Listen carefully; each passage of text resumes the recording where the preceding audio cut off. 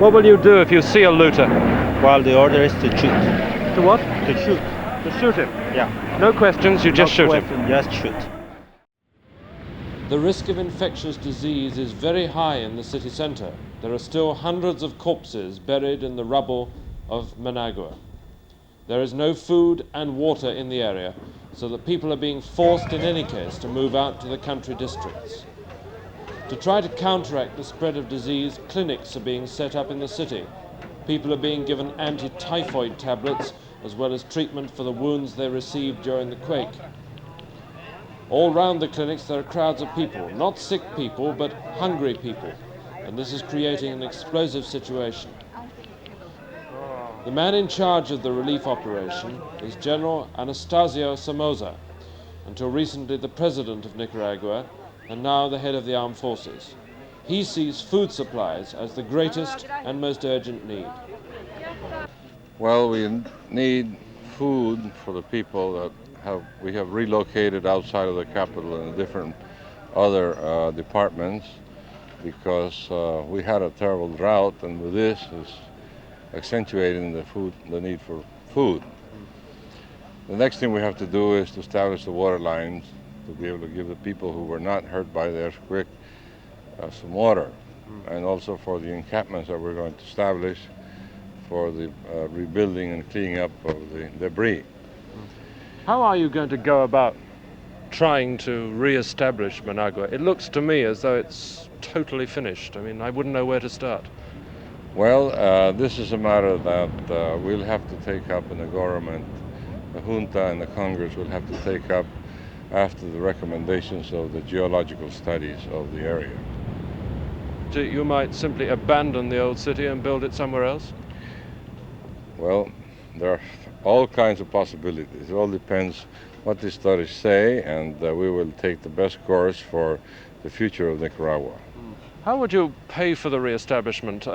Nicaragua is not obviously a very rich country. You obviously need money from outside to help rebuild this capital, yes?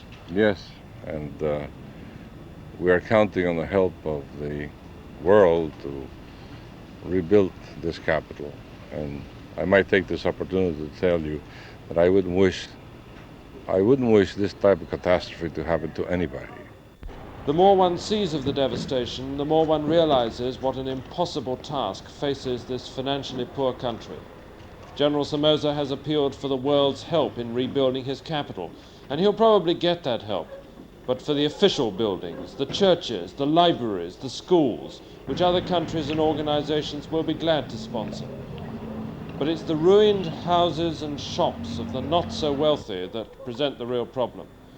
Frequently, insurance policies here exclude earthquake damage, so these ruins are often total write-offs. And with the destruction of these homes and shops goes the destruction of the commercial life and the home life of this city. It's difficult to foresee the day when the distressed people who now pick among the rubble will be able to return. Michael Brunson, ITN, Managua in Nicaragua. More help has arrived at Managua Airport more quickly than anyone could have hoped for. The United States, for example, is using the biggest plane there is, the C-5A, to ferry in 100 tons of supplies at a time. But many other countries are helping too. I noticed planes from Mexico, Peru, Panama and Cuba in an hour at the airport this morning. British help is on the way as well. Blood plasma and food supplies are being flown in by the RAF. But once again, as in Nigeria and India and many other similar situations, there's the problem of how to handle the supplies once they've arrived. Hundreds of tons of food and medical supplies are in this hangar and are moving out of it only in a trickle. There's a shortage of lorries and petrol, which the relief agencies will try to put right. But there's now serious doubt as to whether the government wants this food to move into Managua at all. They've said that they do not intend to hand out food in the city centre because they don't want people to stay there. In other words, there seems to be a deliberate attempt to starve people out of the ruined city.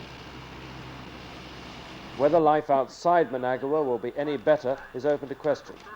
Already some shanty towns are springing up in the surrounding countryside, and the food shortage is just as bad there too. There's little food on the farms because there's been a drought this year. That doesn't stop the exodus, though. In the city centre, many people are grabbing everything they can, whether it's their property or not, and getting out. Some of these people may be recovering what is rightfully theirs, but it's clear that many others are looting, ransacking the empty houses and shops and offices. Sometimes the soldiers do catch a thief. They found a flagon of whiskey under this man's shirt. Occasionally, the army and the police fire warning shots into the air to try to discourage looters. But for the most part, they know it's impossible to maintain law and order in a city as shattered as this. The abandonment of the city is having one other terrible effect. With the people going, the firefighters are going too. For some time, they've been trying to keep the fires here under control. But now, with everything being abandoned, the firemen are going too. The result is this terrible scene you see here. The flames are taking over once again in the center here, 4 days after the original earthquake. And the whole of the center of this city is being destroyed once again by fire. Michael Brunson, News at 10, Managua City in Nicaragua. This is the latest stage in the government's attempt to try and stop people getting into Managua City. They're stopping all the cars and lorries on the outskirts of town here, but frankly the checks don't seem to be having much effect because the same number of cars as usual, with just 1 or 2 exceptions, do seem to be getting through. Officially, no one is supposed to get in without a piece of paper stating their business. But since a request from relatives for drivers to pick up their furniture, either genuine or forged, will do, the system is, of course, impossible to operate, and the main point of the roadblock seems to be this: to convince people that the government is trying to re-establish law and order, which so nearly broke down completely.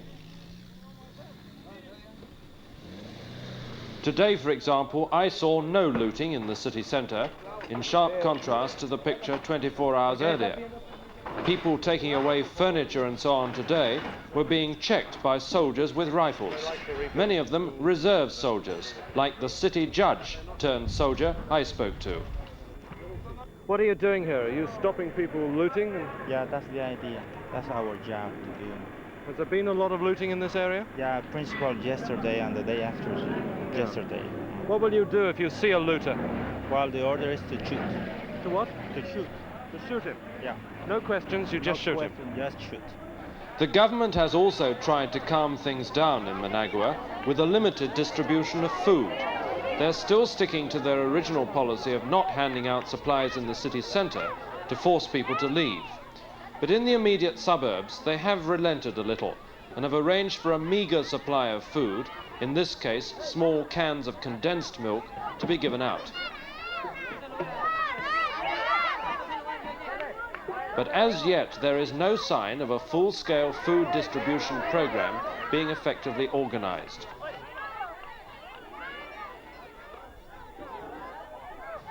In the city centre, it doesn't matter.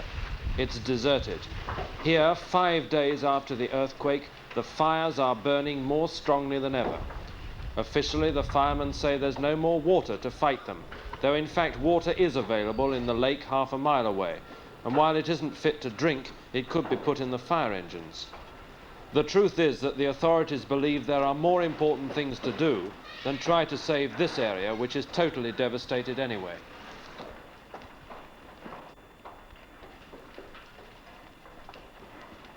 In those areas which are not completely flattened, the government has begun knocking down the buildings that aren't safe as they stand. But there seems to be no coordinated policy as to how or even why the city should be cleared. Some people feel it would be madness to try to rebuild the capital in the same spot. Managua, they say, has had too many earthquakes and will never be free of them. Other people, mainly the older generation, feel that it can be patched up, that enough can be salvaged to start again. So far, the government has made no decision. They're content to let short-term operations like clearing the streets go ahead, especially since the American army has taken over the job. The plan is a simple one, to clear the main thoroughfares so that some movement in the area is possible. Decisions will then be made as to what, if anything, should be saved.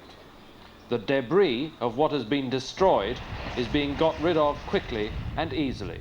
It's being pushed into the old volcano, now a lake, on which the city sits. Michael Brunson, News at 10, Managua City.